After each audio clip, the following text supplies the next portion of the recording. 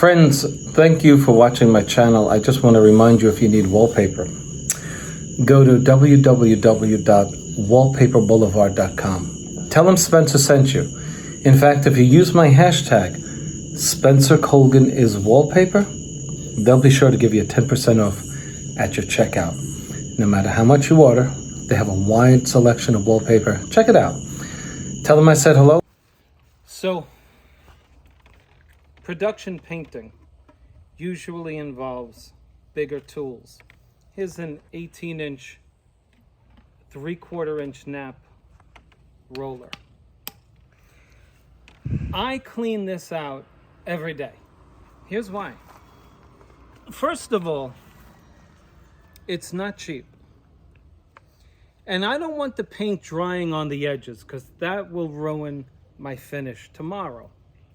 This is brand new too. It's a roller cage handle for your production rollers.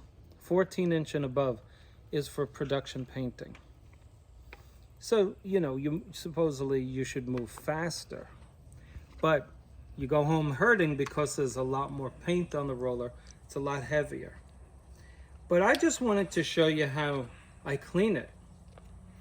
Now, my normal way wasn't working. I put it on the stick and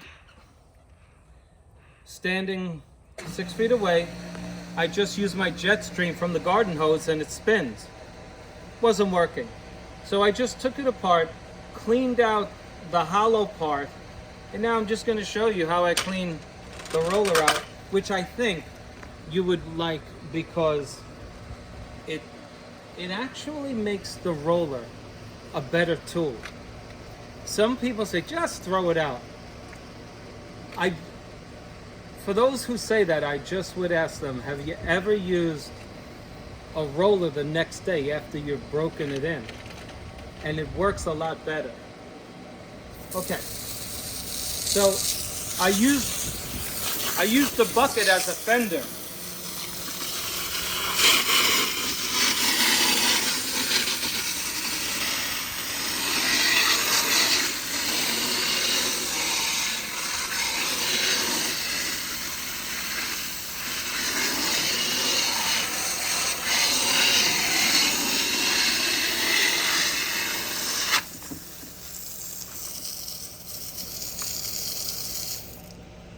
Take a look at that roller.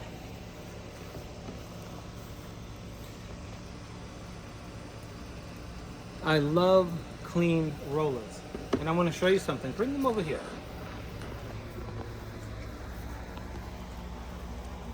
I did it to these. Look at that. Look at that beautiful fabric on that roller. These things are ready to go tomorrow. You don't have any dry paint on the edges, all right? I have multiple people painting today. And you know how workers are. They don't really care for your tools the way you do. I don't want this on it either, you see this? So I was going to continue to clean it after the video. But my roller is cleaned out on the edges. As you saw, the hair is all nice and clean and ready to go. Your roller, when you take it out of the package, is not this beautiful. It's not. It's brand new. You got to break it in. Now the fibers have absorbed paint, water, and they're enlarged. They're ready to take in the new paint tomorrow. All right. If you have any questions about it, that's the way I do it. Maybe I'll show you how to clean a paintbrush the quick way, but the right way. See you on the next one. Okay, sorry about the lighting in this room.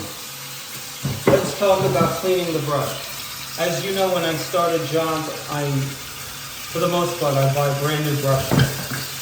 But in that vein, I don't want the brand new brushes getting gunked up with paint during the work. So there's two tools I suggest you get to clean brushes. This is a wire brush, and they have nylon, but I'm using wire, and also a brush comb. As you can see, this part will screed the paint off of the roller, this part right here, okay?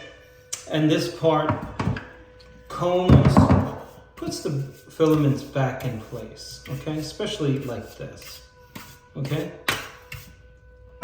And you can see how that would work. But let's talk about cleaning the brush. First of all, warm water in a proper receptacle. Now, I only say this because I have, make sure they can see how I'm cleaning this. I only say this because I have new painters watching my channel. If you don't have approval to use a customer's sink, don't assume you have permission. You could wind up getting sued from a cranky customer. Okay, I just use the wire. I want a clean brush. I want to clean the barrel. This is the barrel. I don't care about up here. I'm not a fanatic. Okay, but the barrel, I want it clean. The only place you're going to use this wire is on this part of the filaments right here. Not down here. You'll break them. You'll break them. If you look on these filaments at the very end, you'll see that they have what appears to be flags, like the flag of your country. So you don't want to be scraping against the flags. You just want to get the gunk, if you have any, right here. So I'll show you. So let's say we had paint in here. I do this back and forth till the color comes out. I do not soak the brush or turn it over like this and get the wood wet. Behind this barrel is wood that holds the filaments in place. If you wet them and they get soaked, they will let go of the bristles, okay? Because they enlarge and then they let go of the filament. So you hold it up and you just do this. You're just doing this side, okay? Again, we do that here. You check to see if any color comes off, right? Now watch. I go like this. Now my brush is perfectly clean. I give it a quick combing, okay? Okay, now, put it back in the box that it came from. Even though it's gonna get wet, you put it back in the box. If you threw it away, take brown construction paper, wrap it around this thing, fold it over, without compressing it like this. Your brush will be perfectly ready tomorrow. Let's do one more. Okay, you can see I have some paint here. I don't like that on my brushes. This brush is beautiful. Look at how nice and soft it is. Ready to go tomorrow. Okay, so I push it down. Okay, I want to get that paint out of the top of the hair. You know why? It doesn't allow the filaments to be free tomorrow. I want this hair to move. I want it to move. If it's all gunked up here, it's not going to move that well. Okay? Get that out. I go like this sideways. I want that barrel clean, that metal barrel. Okay? Workers should have their own brushes. And they should, because they're going to take care of their own stuff, right? If I see a painter with a dirty brush, I know he doesn't have a lot of experience, you know? That's your tool, right? You want it. Don't worry, I'm not going down here. I don't want to go down here. Okay, now, any color in there? No, no color's coming out. Again, same thing. I comb it off. Ready to go for tomorrow. Okay, I'll see you on the next frame. Okay, these are the tools that you just saw me clean, okay? And so look at how nice and clean they are, okay? And you don't see the filaments stressed. They're not stressed. You don't see any loose ends, you know? You gotta love your brush. You gotta love it and treat it right because it's gonna treat you right. Look at those rollers. Look at that. Now, am I gonna leave them here? No. Preferably, I'm going to hang them so that they're not pressed up against anything.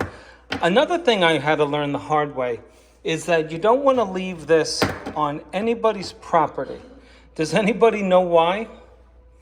Because this rusts, and if you come back tomorrow, you'll see rust marks on this, under this.